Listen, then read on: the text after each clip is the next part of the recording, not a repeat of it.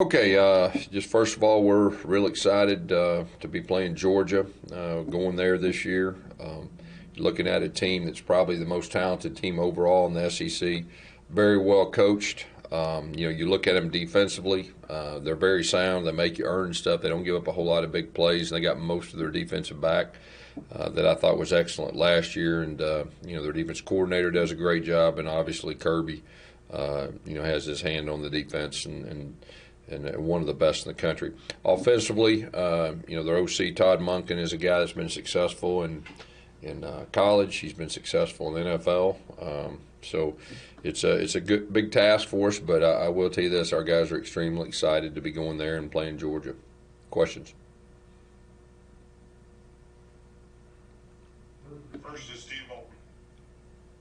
Hey, Coach. I was hoping you could speak to Georgia's secondary and what kind of challenges does that bring to your offense? Yeah, like I said, they're very sound. They got good cover guys. They know their answers.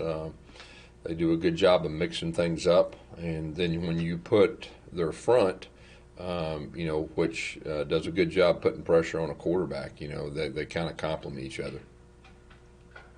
And now that JT Daniels is cleared to play, I'm wondering how hard is that to scout out and really with a new concept. I realize there is tape on him, but how hard is that to prep for?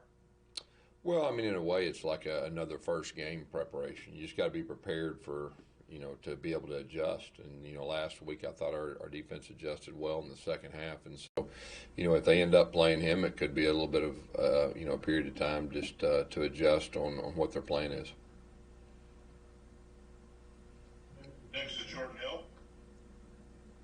Guys, Georgia did a really good job of stopping the run against Arkansas last week. What sort of stands out to you about how they play the run and the challenges that present? Yeah, of course, last year we played them late in the season. I don't think they'd given up a rushing touchdown the whole year. And, we had one on a quarterback run, and they got just about everybody back. So, you're looking at not just, one of the best rushing defense, if not the best rushing defense in the country, but one of the best overall defenses. And, after last year, I felt like that they were the best defense we played all year after playing them, and they got the majority of the guys back. They make you earn it, and that's the key. They make you earn it. They mix things up.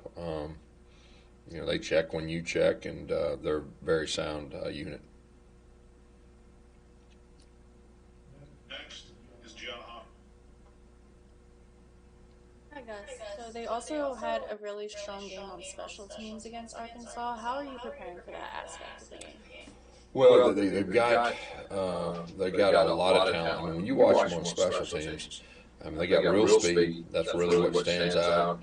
They're very talented on special teams.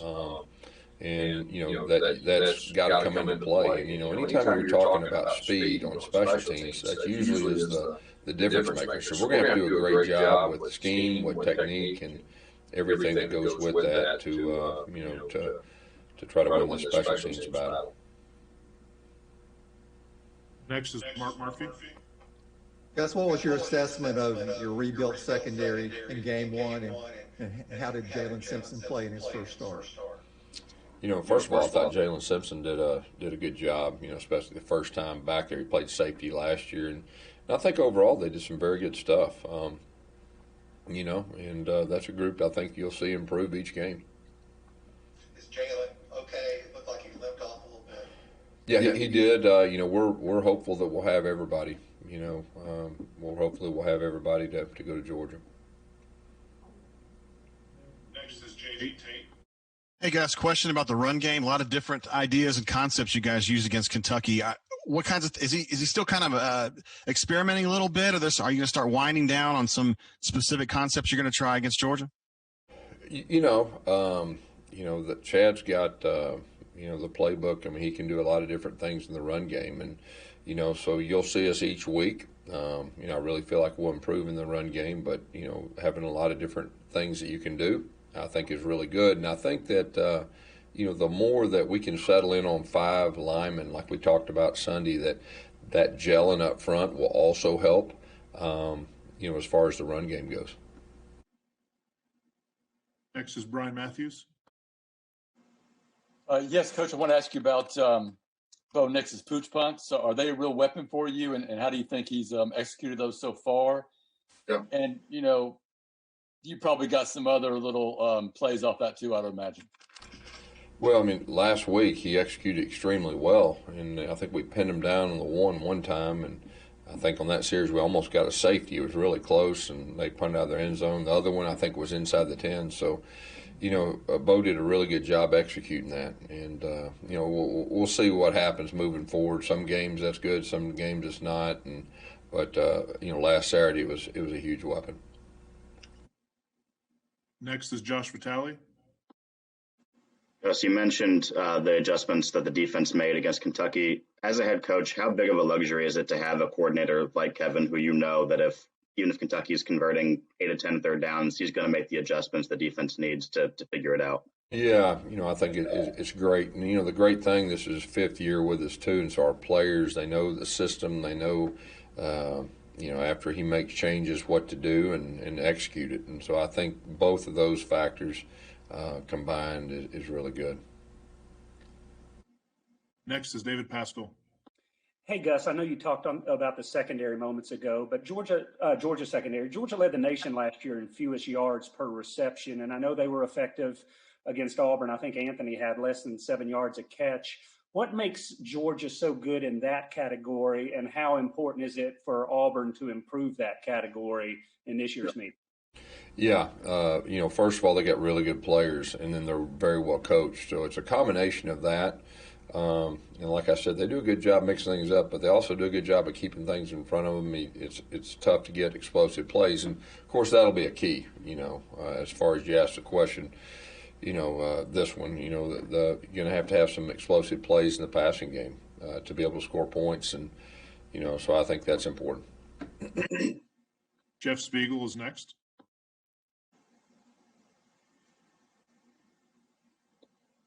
Yeah, I think road teams were 5-2 on Saturday. Can you talk about how the limited capacity has kind of taken away a little bit of the home field advantage and how that might work in your favor Saturday when you go between the hedges?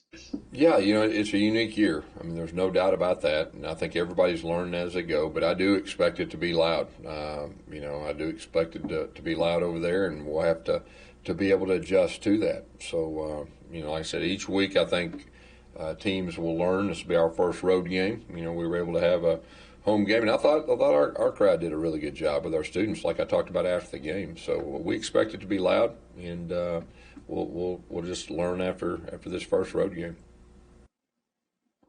Next, Matt Zenith.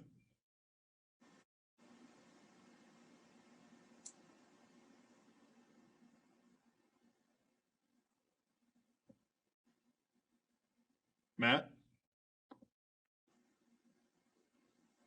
All right, we'll skip ahead to Justin Sorry Ferguson. about that. Kate, can you hear me now? Got you, Matt. Perfect. Sorry about that. So 2 quick questions for you about Del McGee. First of all, what's the background on your guys' relationship, and also just the background on you giving him the opportunity you did back in 2013? Yeah, I was a coordinator here. Of course, Dell was the head coach, in Georgia at high school, and being an Auburn guy, and just kind of kept my eye on him, got to know him. And so when I got the job in 2013, I felt real strong that try to hire as many high school coaches that I was a high school coach that had the same opportunity that I was given. I wanted to do the same thing. And so he was one of those guys that came on board with us in 2013, just did an excellent job. He's a really good person, and just felt like he would have a chance to be successful, at the college level. So, and obviously he's done that, in the 2 stops that he's been at. Second question, seems like Dell's a guy that has aspirations of one day being head coach. Just what kind of upside do you see for him in the coaching world? Yeah, I mean, I think he's a very talented guy, like we talked about, and you see he's on the rise, and it doesn't surprise me. Thanks, Next, Doug. Justin Ferguson. Hey guys, you guys had some injuries up front on the defensive line on Saturday, but still in the second half, you're able to slow them down pretty well in the run game and get after the quarterback a little bit better. I mean, how impressed were you with those guys, that rotating group up front, being able to make an impact, and how big are they going to be this week against a team like Georgia? Yeah, I was impressed. We were concerned. I mean, they've got, they had 4 returning starters, and they led the league in rushing last year. So we were concerned. So I was impressed with our guys. We played a lot of different guys, and of course, you look at Georgia's offensive line, and they're a good offensive line too. So that group up front defensively, I feel like will have a chance to improve each week also. Next is Philip Marshall. Guys, could you got a COVID update for your latest testing? Yeah, our latest testing, we had no positives again, so that's a really good sign. Something we have to continue. Can you just talk about your guys being able to do that? I mean, you had 20-something games postponed around the country, and once the season started, you've had no positive tests at all. Yeah, it's a sacrifice that our guys have made, and it's kind of one of those deals. You test 3 times a week, and you kind of hold your breath each time, not just for players but staff too. So, and just got to be ready to all the what ifs. What if this? What if that? And that's just the nature of where we're at this year. So if our guys can continue to do a super job like they have, then that's going to be a positive. Next is Nathan King.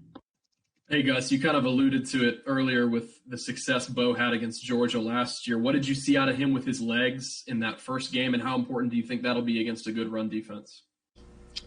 Yeah, I think you got to have everything available against a really good defense, whether it's run, pass, or whatever. And Bo did some really good things last year. I mean, it was a tough loss. We were down by 7, and we got the ball down there on the 19-yard line, and we completed one, and it was a tough overturn that I think could have made a difference in the game. But I thought Bo did a really good job of bringing us back. And, in the fourth quarter, I felt like we really had a chance with his leadership. So he's got a year under his belt. I think that'll help him, with this game, playing him, one other time before. Next is Mark Weiser. Hey, Gus. Obviously, you guys had wins against Georgia in Auburn in 2017, 2013, but the program's had a hard time winning in Athens recently. Any thoughts about why that might be? And do you think reduced attendance might help a little bit in that regard? I think, first of all, it's one of the toughest places to play in the league. Okay, that's just the facts of the matter. You got to play good football to have a chance to win, and then if it's a close game, you got to find a way to make those plays to win. So, and like I said earlier, I mean, we'll see about the crowd, but we do expect it to be loud anyway. But we'll know more after the game about as far as if it's the same or not. If I could just ask a follow-up, have you gotten used to the fact that week 2 of the season you're playing Georgia? This year is so unique. I mean, it is what it is, and it feels exactly the same, okay, as it would, in November. So we know how important it is. This game usually has a direct effect on the East and the West, and so it doesn't matter if we're playing today or November or March. Anytime you're playing them, I mean, it doesn't matter. Got a follow-up from Mark Murphy. Yeah, can you talk about how J.J. Begis did in his first college game? We thought he played well. He's a guy that's extremely talented, that has great potential, we feel like. So we'll see, what that means moving forward. But for the first time, and I'll say this, I thought all of our freshmen that we put out there did some good things. And there's nothing like a first game for freshmen, just okay, that's what it feels like. Okay, that's the speed that we got to do. Okay, so all those guys that played, we feel like are going to be really good players. Thanks. Next is Brian Matthews. Coach, thank you for taking my question again. Just want to ask you about Tashawn Manning and Berdarius Ham, both signed in the 2006 class. Both underwent, cancer treatments, had to sit out a year, and now both were starting together on the field Saturday. What did that mean to you, and what did that mean to your football team to see that? Well, it's a great story. Both those young men have overcome so much. And then the fact that, this is a year you see a lot of people opting out around the country, and both those guys hanging in there and and both of them played well Saturday. And they're veteran guys. Both of them are veteran guys. They're tough guys, and they've overcome a lot. Next is Jay Tate. Hey guys, some of Bo's really good throws come with him kind of drifting backward or throwing off his back foot in a way that I think he's not pressured that much. Does it bother you that he does that? Is it just kind of a trend with him, or is it something you guys are going to try to coach out of him to kind of step into throws? Do you care about that? Yeah, I mean, he'll. There are certain times that he had a little bit of pressure that he had to, but that was if you're talking about the one he pump faked off his back foot and he threw it about 40 yards across the field on a dime, crap. I just told him, good job. That's pretty good stuff. So, hey, I thought he played real well. You're always looking for things to improve on, but if he keeps throwing dimes 40 yards down the field on the back foot, I'm going to give him 5, okay? All right. Coach, we've got 2 more. First is Jeff Spiegel. Gus, you've coached in a few of these Auburn games now, and there have been some great games that you coached in. Tell me what's special about this rivalry to you. Well, I mean, it's the oldest rivalry in the South, first of all. I mean, we recruit the state. I think a third of our team's from the state of Georgia.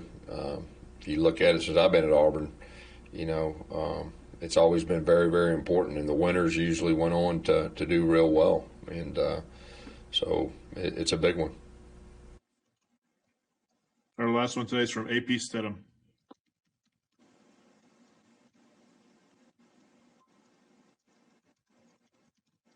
Hey, Coach, I wanted to ask you, what are your impressions of JT Daniels?